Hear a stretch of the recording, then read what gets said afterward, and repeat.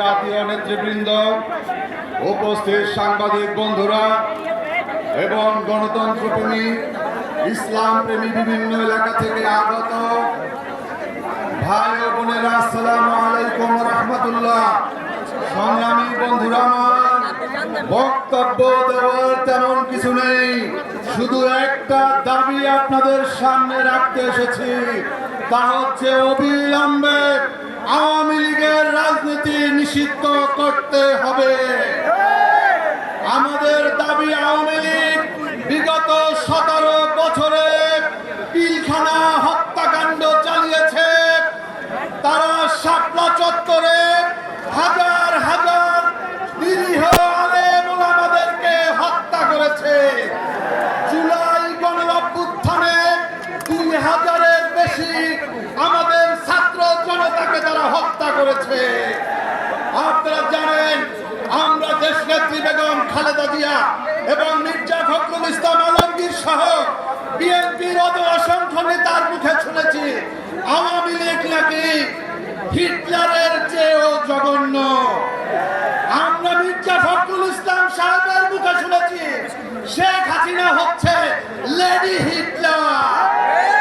তাহলে হিটলারের দল যদি নিষিদ্ধ হতে পারে, আওয়ামী লীগ কেন নিষিদ্ধ হবে না? আমরা আওয়ামী লীগের নিষিদ্ধের দাবি নিয়ে রাজপথে অবস্থান নিয়েছি। ডাক্তার মোহাম্মদ ইউনূস, আপনাকে বারবার বলেছি আমরা সংস্কার চাই, কিন্তু প্রথম সংস্কার হচ্ছে আওয়ামী লীগের নিষিদ্ধ করা। দ্বিতীয় সংস্কার হচ্ছে আপনার উপদেষ্টা পরিষদে আওয়ামী লীগের অনেক ভূত রয়েছে, আওয়ামী লীগের দোসর রয়েছে, আওয়ামী লীগের দালাল রয়েছে, তাদেরকে পরিষ্কার করতে হবে। ডাক্তার আসিফ নজরুল সাহেব, আপনার শাশুড়ি নাকি এবারের মতো খারাপ পয়লা বৈশাখ আর দেখে নাই। আপনার পরিবারের নাকি সদস্য আত্মীয়, আপনার অবস্থান পরিষ্কার করতে হবে। আমরা বাংলাদেশের বিগত 17 বছরের এই আওয়ামী লীগের কারণে 5 বার জেলে গিয়েছি, গণপিটনের শিকার হয়েছি, তারপরেও রাজপথ থেকে পালিয়ে যায়নি। বিগত জুলাই অভ্যুত্থানে লেবার পার্টি এবং ছাত্র মিশনের আমাদের 2 ভাই নিহত হয়েছে, শাহাদত বরণ করেছে। আমরা আপনাদের পাশে আছি। এই রাজপথ থেকে চলে যাওয়া যাবে না আওয়ামী লীগের নিষিদ্ধ করা ছাড়া।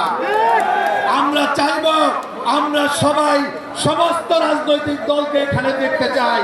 যারা আসবেন না, তাদের ঠিকানা তারাই তৈরি করবেন। আপনাদের সবাইকে ধন্যবাদ। বাংলাদেশ জিন্দাবাদ। আপনাদের সামনে আমি একটা স্লোগান দিয়ে যেতে চাই।